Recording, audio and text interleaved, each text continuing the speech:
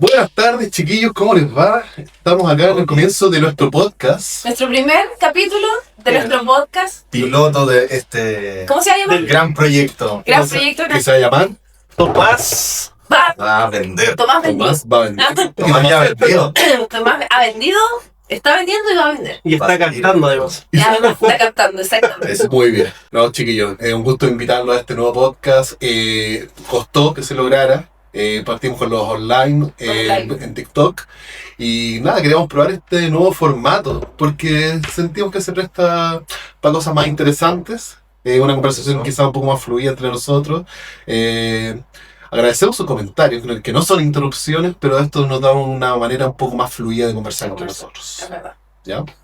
Así es. Ya, pues entonces vamos a partir hoy día para inaugurar nuestro podcast con nuestro primer tema, que fue uno de los que más causó reacciones y consultas de los likes que hemos hecho en todo este tiempo. Sí, que fue uno de los más pedidos también, que tuvo más interacciones de los auditores. Y por lo mismo el tema principal es de... Tomás, en honor a tu nombre. Mitos y realidades. Mitos y leyendas. Mitos y leyendas sobre la venta inmobiliaria. Vamos a Mitos inmobiliarios que todos creen. mitos inmobiliarios. Y para Oh, eso, buen partimos con la primera pregunta, que dice: ¿puedo vender una casa con deuda hipotecaria? Esa es una ¿Qué pregunta que la responde el abogado. ¿Qué dice el panel? ¿Qué dice el panel de expertos? La Espérate, verdad yo creo que perdón. Antes que cualquier cosa, creo que es importante que nos presentemos. también. ¿Y cuál es nuestra labor? ¿Y cuál es nuestra expertise para... ¿Se Toda la entiende de lo que razón, estamos toda la hablando? razón por decir. Así es. Partamos de derecha. Las damas primero. Gracias. Bueno, mi O la nombre, mujer primero. no sé cuál es mi cámara, Cualquiera. pero mi nombre es Daniela Enríquez, soy abogada, manager de la oficina RIMAX Cumbre y me dedico al área inmobiliaria hace más de 10 años, es mi área de expertise y también vendo propiedades. Eso más. Yo soy Tomás Barra. Llevo ya más de 10 años trabajando en el rubro inmobiliario. Soy uno de los agentes de la oficina RIMAX Cumbre. Bueno, yo soy Juan Francisco Mardones. Llevo aproximadamente 1 año y medio trabajando en el corretaje de propiedades con los chicos de RIMAX Cumbre, la mejor oficina de RIMAX, hay que decir. De profesión publicista, y voy a hacer el audiovisual de este proyecto. Así que si sale mal, ya saben de qué Ay, Bueno, mi nombre es Mauricio Huidobro, soy agente inmobiliario, ya llevo también 1 año en la oficina de RIMAX Cumbre, en el rubro inmobiliario aproximadamente 10 años, de profesión soy ingeniero en administración de empresas y acá estamos con los compañeros en este buen Y proyecto. de hobby, influencer. Creadores de contenido. Creadores de... Claro. De todo tipo. Ya, partamos. Ya, entonces, como decíamos, primera pregunta: ¿puedo vender una casa con deuda hipotecaria? Abogada, agente.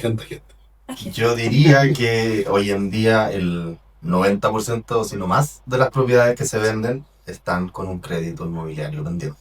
Sí. O sea, de que se puede, Crédito hipotecario, por decir, de pendiente. que se puede, se puede. De hecho, todas las propiedades que he vendido han sido con deuda hipotecaria. Hasta el minuto no me ha tocado ninguna 100% Y pagada. ya está 100% O pagado. hay una que está en proceso de herencia, que está en transferencia, pero todavía no sale. Ya, pero es súper importante porque a veces uno cuando habla de estos temas como que asume que todo el mundo entiende lo que uno está hablando. Claro. Sí. Exacto. Ya, entonces primero conceptualicemos qué es que esté una propiedad hipotecada. Ya, porque para los que no se ubican en la jerga inmobiliaria, que una propiedad esté hipotecada fue que el dueño actual la compró con un crédito hipotecario, por lo tanto tiene una hipoteca inscrita y debe plata, básicamente todavía al mango. Hay una deuda que existe.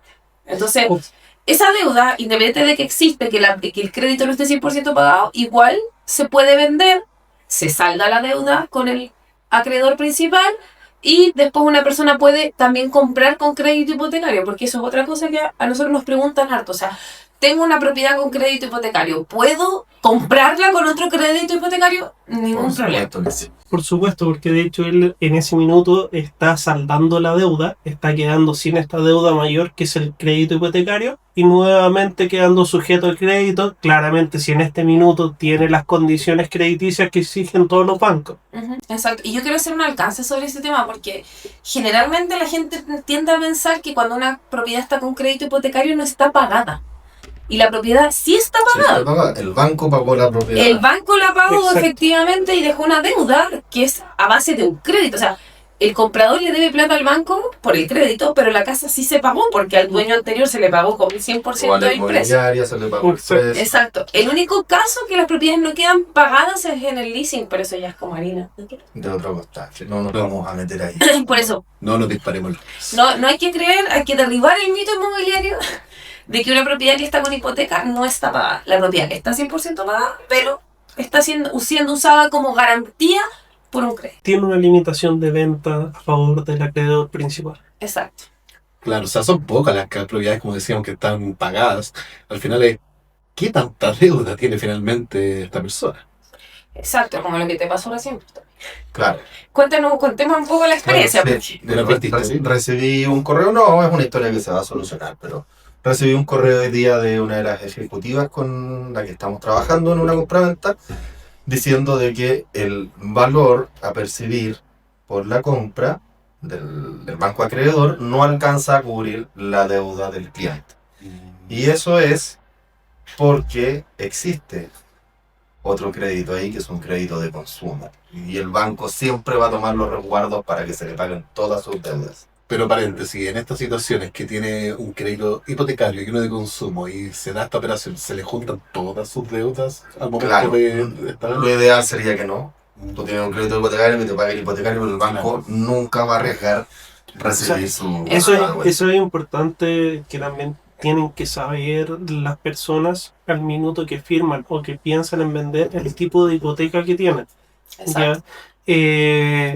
Ya que existen dos tipos de hipoteca, la de primera categoría y la de segunda categoría. Así es. La de primera categoría, si él desea vender la casa y solamente está hipotecada por esa deuda, podría vender sin ningún inconveniente. No hubiese pasado lo que No hubiese está pasado lo que está pasando en este minuto, que tiene que ser de segunda La categoría. segunda categoría. Sí. Claro, pero la verdad es que nadie se fija casi cuando firma el contrato.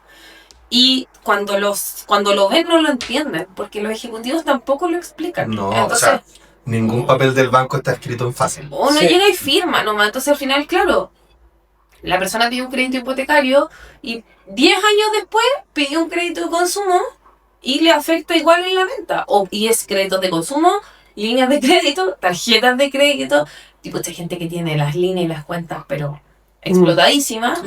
Y que al parecer es lo que le está pasando al cliente de Claro, Tommy. es ese crédito de consumo que tiene ahí. Claro, porque todavía si es pagándose. alto. Que no es un crédito que esté atrasado en pago, sino que todavía existe el crédito. Está Pero- pagando las cuotas, pero... Ojo también con esa situación, porque en la antepenúltima propiedad, el banco también envió el mismo correo y el cliente se acercó y efectivamente la hipoteca era de primer grado. Lo que sucede es que con esta transacción, el banco, que es un banco conocido, No vamos a ver, hombre, no, hasta que no. nos empiezan a auspiciar. Que yo dudo que un banco auspicie este podcast. Porque no sé si los estamos dejando muy bien parados. Exacto. El patito. ¿El patito? ¿El No, patito? aquí no El está el pa- patito. Sí, el patito. Ah, Sí, y resulta que de la propiedad que se estaba vendiendo, el cliente solamente tenía deuda de 10 millones y el restante era de su otra propiedad. Y con la venta querían que él cancelara toda todas la deuda. las hipotecas. Y él incluso tenía que poner un delta adicional Claro. para cubrir la deuda. Cuando él llevó las escrituras y al banco, mágicamente se destrabó la operación. Claro, es que también ahí pasa que los ejecutivos igual meten la pata, o sea, todos. O sea, aquí el que esté libre de pecado, que tire la primera piedra. O sea, todos cometemos En errores. este caso, la propiedad, o sea, en la operación, había pedido provisionar dividendos, que lo pagó el comprador, y eso lo descontó del pie.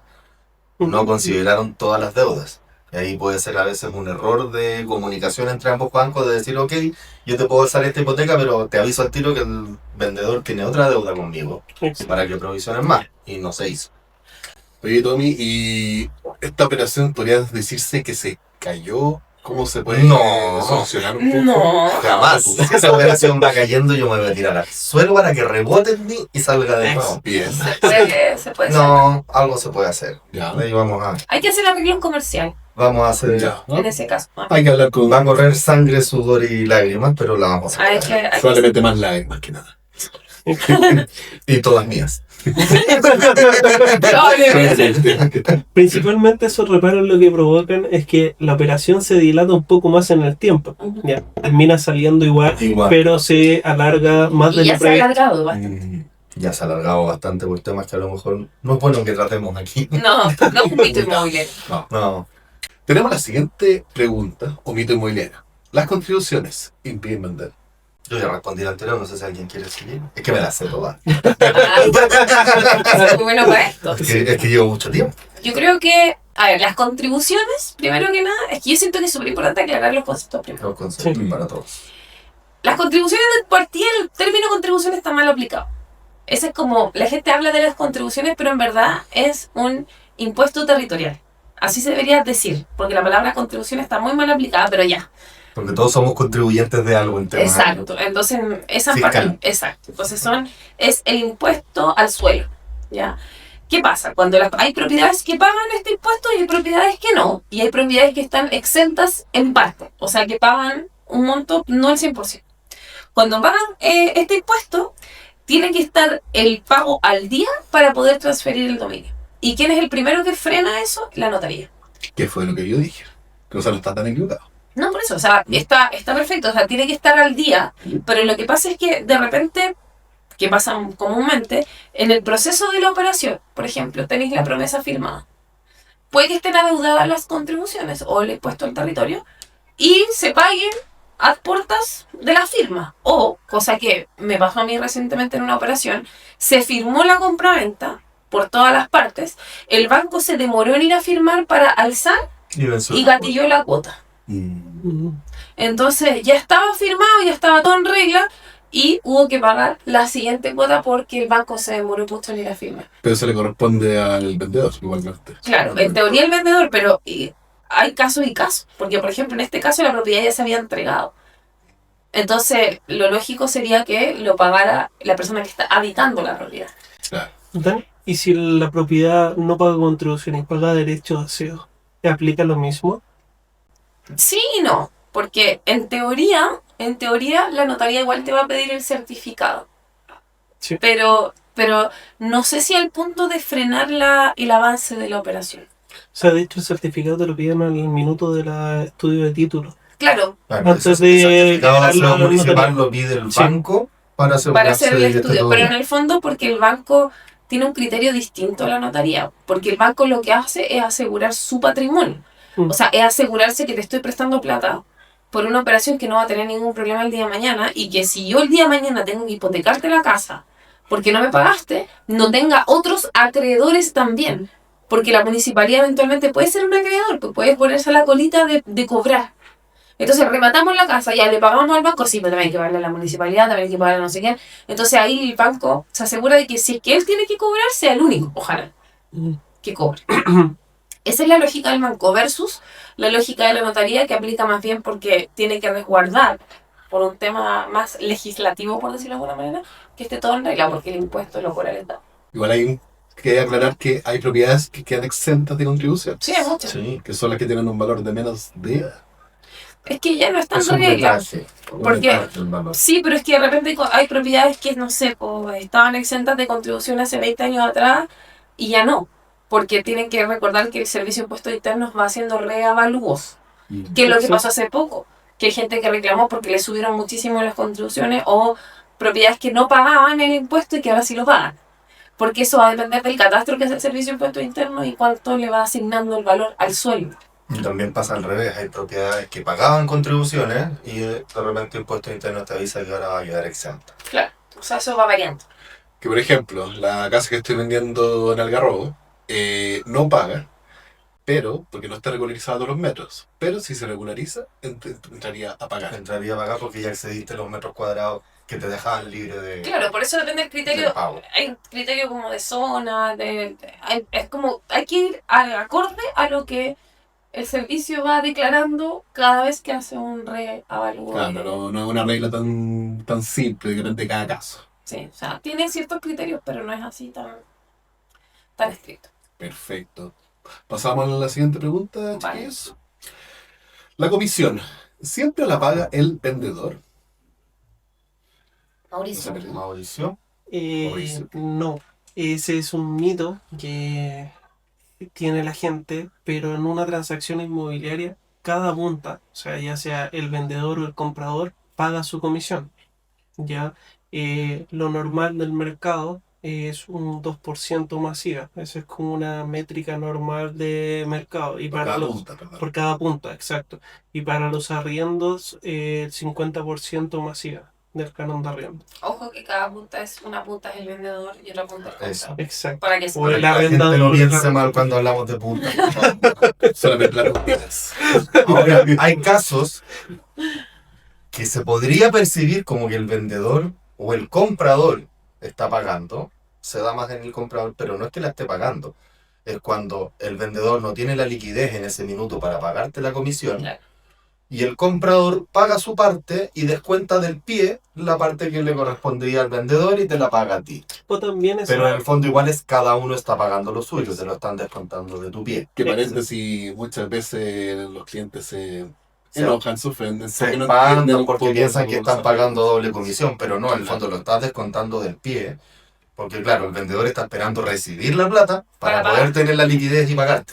Sí, o también depende de la instancia de negociación, que en una oportunidad lo realicé así, como sabía que tenía un chance de negociación en el precio, ofrecí la casa a un valor X, que no bajé nada, pero como garantía para la parte compradora, perdón, para la parte vendedora le incluí que La la comisión. compradora pagaba ambas puntas, pagaba ambas comisiones. Ya entonces, de lo que quería percibir el cliente, no desconté ni un peso, pero la parte compradora le estaba pagando la comisión.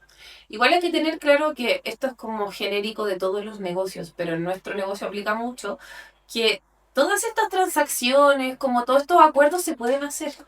O sea, uno igual puede llegar a acuerdos especiales. Sí. Nosotros estamos hablando acá como de la regla general, de cómo funciona generalmente el negocio, pero puede pasar, o sea, puede pasar incluso que ambas comisiones se incluyan en el precio, o de pronto, no sé, que una parte pague más, otra menos. Hay veces que, por ejemplo, cuando hay como ventas muy particulares, que no sé, como el 4% entre las dos puntas, digamos, uno paga el 3, el otro paga el 1, o sea, Es se, todo se conversable. pueden hacer Todo modificaciones. conversable, mientras sea de común acuerdo y que Exacto. todo claro y ojalá por escrito para Y que esté nadie después diga respaldado, que no se le exacto. avisó. Eso que está respaldado. Se puede Sí. hacer. De hecho, hablaste hace un rato de una casa que salió del pago de contribuciones antes de que se inscribiera Claro. y había que pagarlo. La casa estaba entregada. Normalmente eso no se hace, pero hay gente que sí llega a un común acuerdo y le dicen, págame el pie a la firma de escritura y yo te entrego las llaves antes. Exacto. O, Ya está o se bien, arrienda anteriormente. O sea, hay muchas cosas que se pueden hacer y que se hacen, pero que lo importante es que estén ambas partes de acuerdo y que quede por escrito. Que esté ya sea en la promesa de compraventa o en el contrato de arriendo Claro, porque estipulado. quede el respaldo, porque después cuando hay que ejecutar ciertas cosas si no está por escrito, lo que no está escrito no existe. No, sí. Entonces, obviamente que ahí hay que llegar a acuerdo, porque finalmente nosotros que estamos tratando como de derribar mitos inmobiliarios, hay gente como que piensa que todo es muy complejo, y finalmente no es tan complejo en la medida que haya voluntad de las Claro. partes.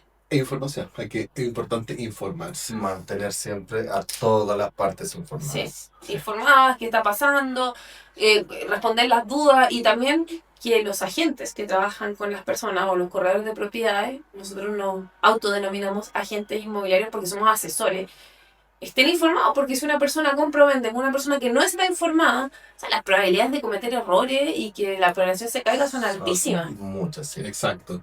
porque hay muchas aristas en la venta que hay que saber cómo reaccionar ante esa situación. Hablando de errores inmobiliarios, antes estábamos haciendo un live y le rompí una silla a la Dani. Pero eso es mobiliario. No, No, inmobiliario. El partido con el resto es carro inmobiliario. Sí. Si usted lo quiere ver, yo le mando. Podríamos hacer una capsulita de chat. Yo estoy segura, porque TikTok te deja como los momentos, no te deja el live completo grabado, pero te deja como los momentos más icónicos. Estoy segura que va a haber uno de esos. Miren, si quieren ver ese momento, me transfiere 10.000 pesos a mi cuenta y yo le mando el video. Es casi un OnlyFans. Claro, claro, Sí, claro. fantasma en OnlyFans. Puro OnlyFans. El llamaste. No, es que lástima que no lo hayamos estado grabando. Oh, no, perdóname. Bueno, vendemos y nos reímos. Es que no era por irme después, pero es que era la situación. No, pero se rió. Me sentí.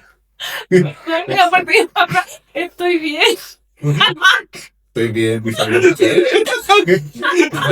Si ustedes quieren que evitemos estos accidentes, por favor, moneticemos este podcast. Así la Vane puede comprar mobiliario firme para que nos aguante a todos. O quizás esto lo vea alguien de IKEA y nos auspicia. Nos van un par de sillas. Claro. Bueno, continuamos. ¿Cuál es el Ya, próximo sí, mito? vámonos serio, ya mucho cajado. Muchas gracias, Gigila. Siguiente mito. Si no tengo recepción final, no puedo vender. Partamos por definir qué es una Sí, recepción es la final. recepción final. ¿Qué es la recepción final, chiquillos? Es donde la propiedad está regularizada su obra dentro del terreno. ¿Pero cómo es dónde? Como diría mi profesor de Derecho. ¿Cómo dónde? En la DOM municipal. Es la- Responde lo que yo estoy preguntando, abogado. La recepción final es un certificado que lo emite la dirección de obras. Una vez que se Sí. termina de construir una casa, o Y que- en el caso de que hayan ampliaciones, uno primero pide un permiso de obra menor y una vez que termina esta ampliación, te dan un... O sea, recepcionan en la obra. Recepcionenla. Por eso se llama recepción final, porque te recepciona la obra y dice, ok, está todo en regla, está todo check, y emite ese certificado. Y eso es lo que acredita que la propiedad está construida Base En regla. en reglas. Oye, igual es divertido porque hay buena parte de las propiedades que no están con recepción final. La Pero mayoría. por ampliaciones. Por ampliaciones, claro. Pero en Chile, No solo por ampliaciones. Por construcción por también. construcción Por también. construcción también. Sí. la zona rural yo creo que tiene También. nada. Ni siquiera rural. La que se vendió en febrero, que está en una comuna periférica de Santiago, ¿Cuál? ¿De qué comuna? la del Bosque. Y no estaba regularizado. No estaba regularizada ya por el tiempo que ha transcurrido, porque es una herencia. Esa propiedad fue en 1984. Resulta que la gente, la dueña en ese minuto hizo todo en regla, le pagó un arquitecto, tiene los certificados, la inscripción, el permiso de construcción, pero el arquitecto nunca terminó el trámite. Por ende, al pedir el certificado de recepción final, Sí. No está. está el permiso De obra de menor. edificación de obra menor, pero no existe la recepción. Y el tema es que ahora esa casa ya tiene un área regularizable y un área no regularizable. Por ende, para regularizarla hay dos caminos. Una, echarla abajo completa o destruir la mitad de la casa para quedar con el perímetro que se permite ahora al del linde de la propiedad y poder regularizar. Oye, Mauri, pero para entender ese caso, generalmente, no sé, las inmobiliarias o constructoras serias hacen ese trámite, pero esta señora quizás lo hizo con un arquitecto. Esa es auto- Es que- no sé, Sí, Sí, esa lo que sucede es que en esa construcción. época lo más probable es que hayan comprado el terreno y ellos se edificaron y quisieron regularizar todo, pero finalmente el arquitecto les cobró, pero no terminó el trámite. Sola. Claro, o de repente puede ser que si el profesional que está a cargo no es tan serio, parte, cobra y en el camino se da cuenta que no se podía y deja tirado después- el trámite. Claro. ¿Ya? Pero claro, pasa mucho en la autoconstrucción. Una inmobiliaria evidentemente no, pero igual, o sea, piensen en el caso de Estación Central, que habían edificios completos terminados y no entregados durante años vacíos porque la dirección de obras no daba la recepción final. Ese era el gran problema que hubo. El de Recoleta. El de Recoleta. El- O sea, Estación Central o Recoleta. Recoleta, sí. Que se... Y ahí la gente estaba, oye, ya pagamos, no sé qué, y los departamentos desocupados. De hecho, Y ahí está. me tocó entrevistarme con esa inmobiliaria. ¿Sí? Justamente ese caso.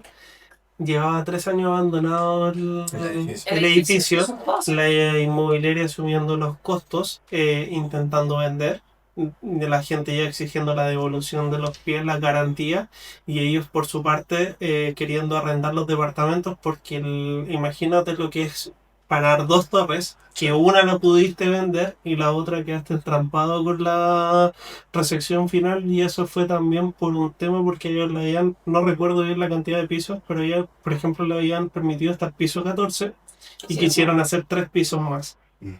es como- Y ahí es donde... ahí fue como Ahí el, sí, el no. tema de los guetos verticales. Ahí fue cuando fue toda la polémica, fue hace 8 años atrás. Sí. Porque en el fondo eran demasiadas unidades hacia arriba, considerando los metros cuadrados.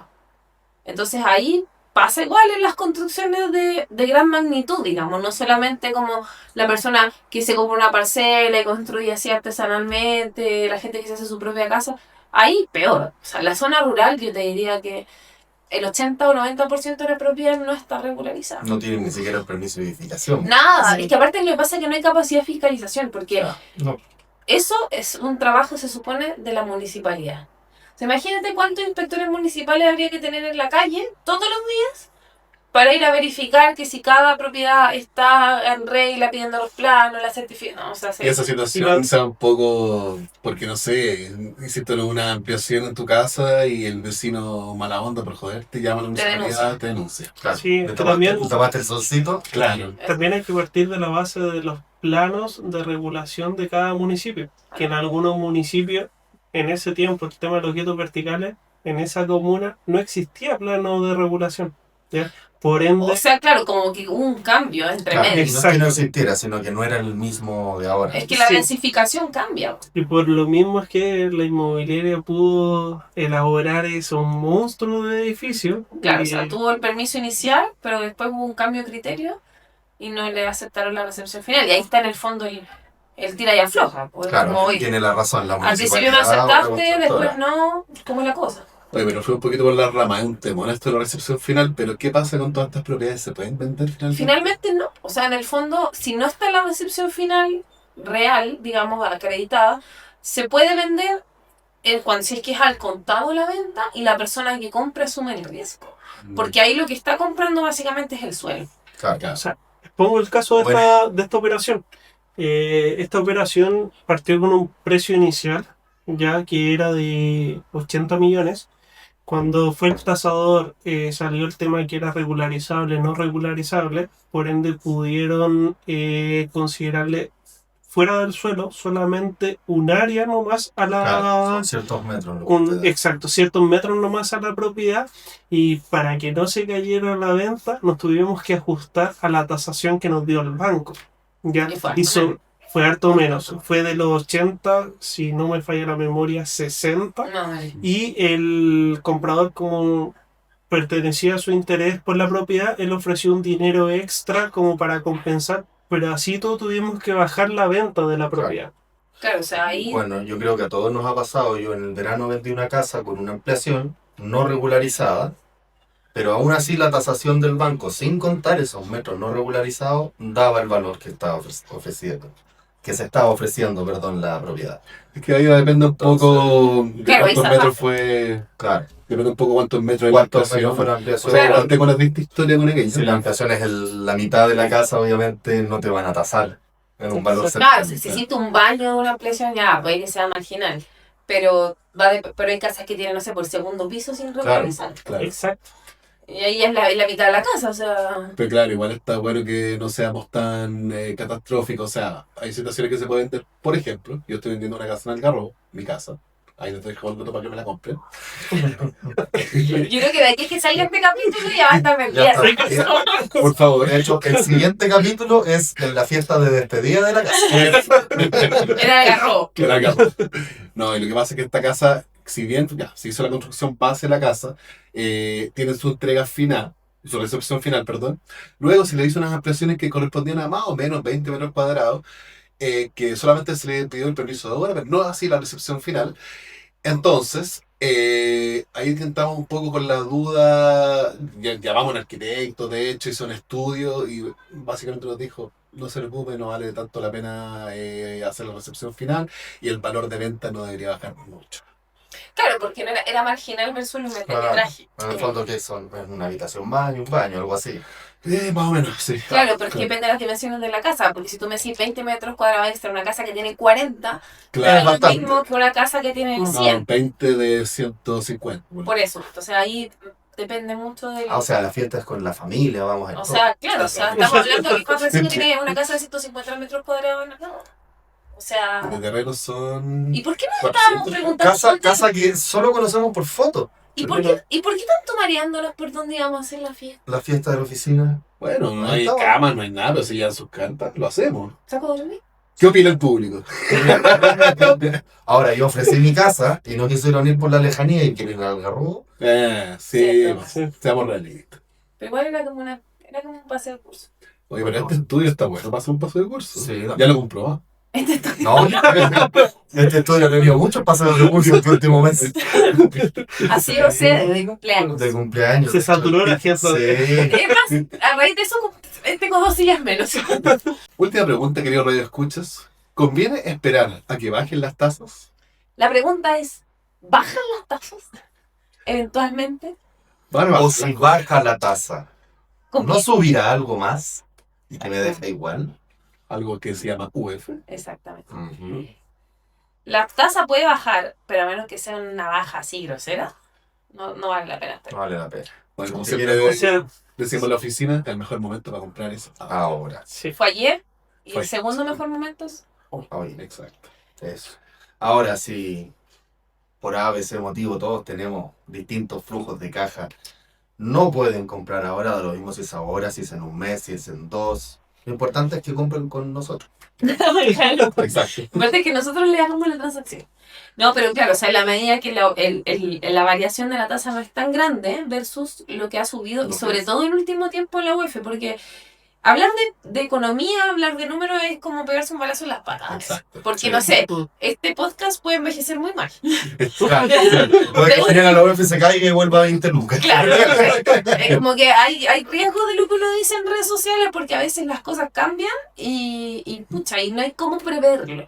Pero suponiendo que las tasas tienen una variación marginal, o sea que hoy día están como en el 4% más o menos, Claro. por ahí, Sí. y así baja al 3,2, por ejemplo. Pero la UEF sigue subiendo de la forma que ha subido el último año, o sea, no tiene sentido, porque los créditos son en UEF. Ahora, si el día de mañana cambia la economía y los créditos son en pesos, que sería fantástico.